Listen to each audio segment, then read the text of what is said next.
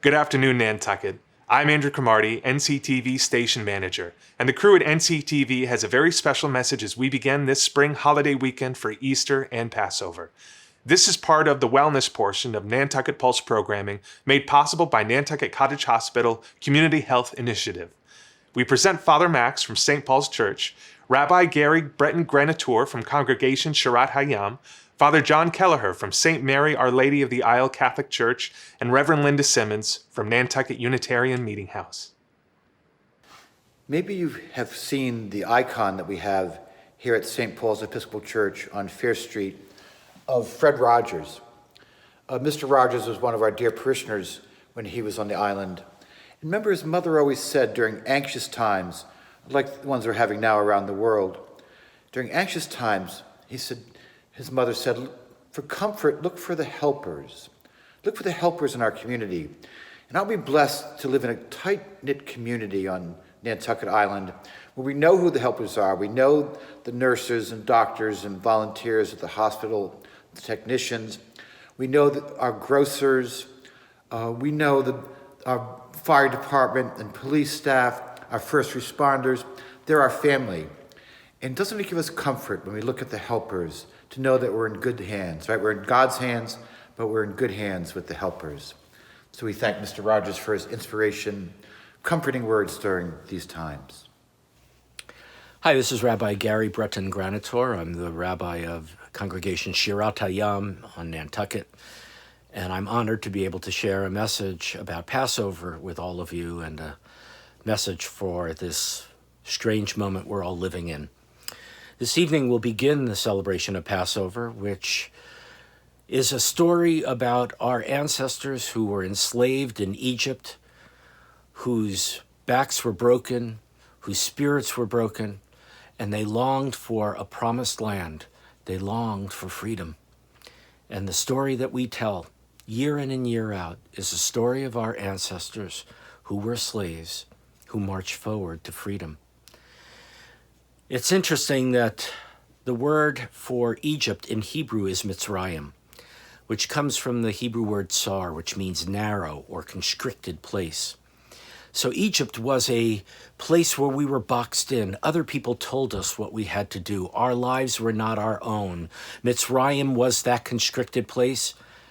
And guess what? We're feeling that very much again in our own homes. Our movements are restricted. We can't go out and hug people that we love. We can't shake hands with people that we're meeting. We can't determine our own destiny right now. But just like our ancestors in Egypt, they marched forward and they saw that there was a promised land in the distance, and they just had to be patient and get there. We have to be patient.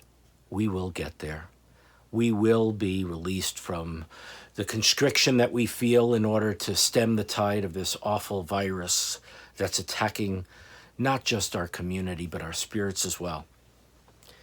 And so my hope is that whether you're celebrating Passover or Easter or Ramadan,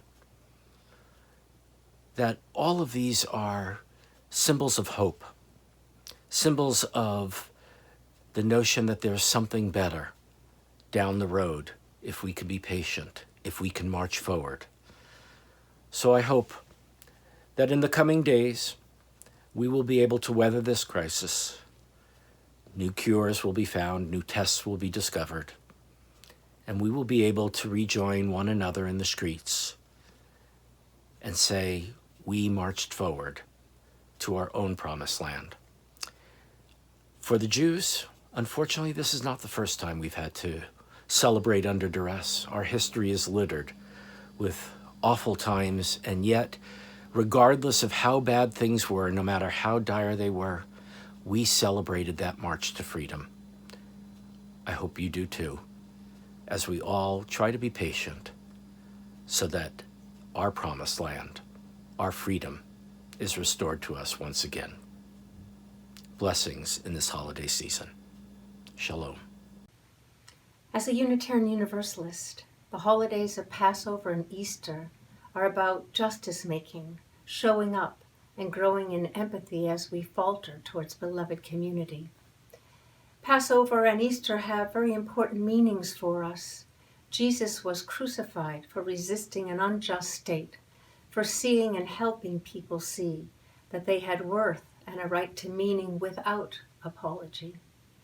And Passover reminds all of us to keep telling the stories of who we are as a people and where we come from, to not forget the torment and the suffering endured by so many then and now. Both Passover and Easter also call us to look more deeply at what needs to be done now, today, to ask and learn who are today's dispossessed and what is our responsibility as a justice-making people. And all people of faith are called to be a justice-making people. So this Easter and this Passover, my question is, what does the practice of beloved community look like now? What changes of justice and equity can we start building today so that when we open our doors and our economies and our hearts and tell our stories, something more humane can arise? And don't lose faith. Have faith in our ancestors, our guiding stories, and in all of us. We can still make a difference.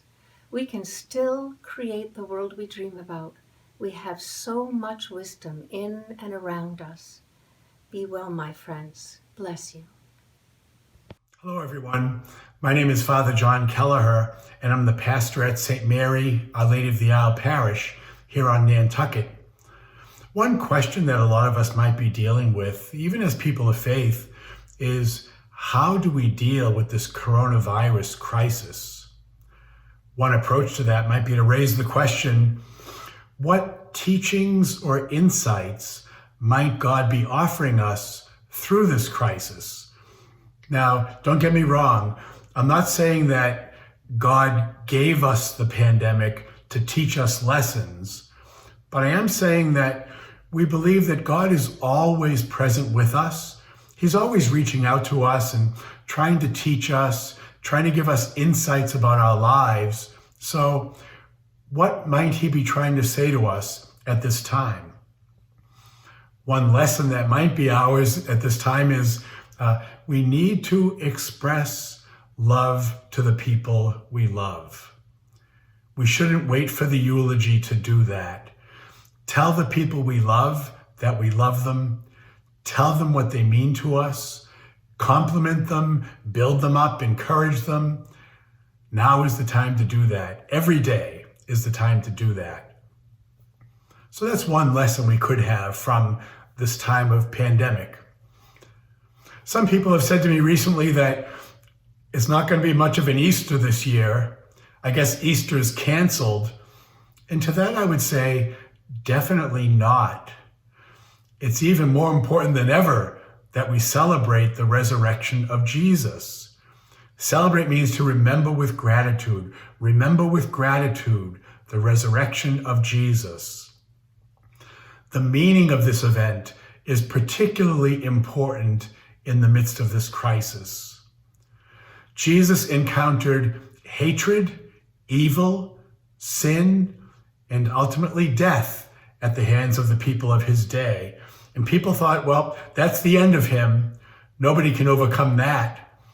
But the powerful love of God raised him from the dead.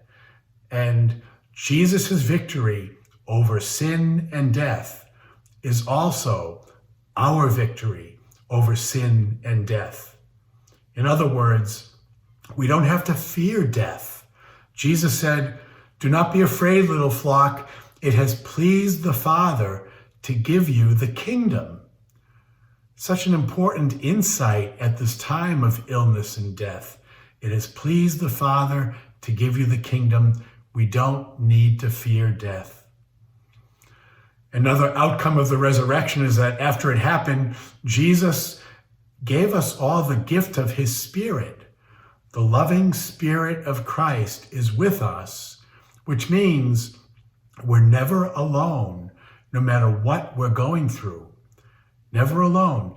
Jesus walks with us through it. He will bring us through whatever it is. So if I could offer some advice during this time, I'd say rely on your faith, whatever your faith tradition is.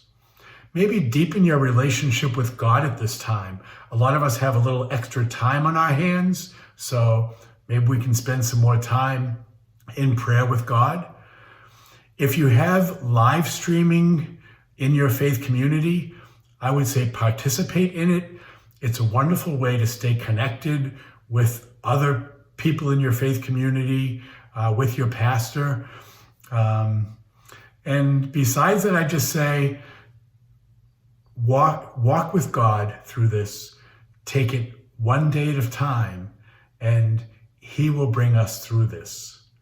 And may God bless you at this difficult time. We hope you all have a relaxing holiday weekend during this challenging time. We will be back next week, and on behalf of our entire crew at NCTV, we wish you all the joys that the spring and this holiday weekend offer. Stay well.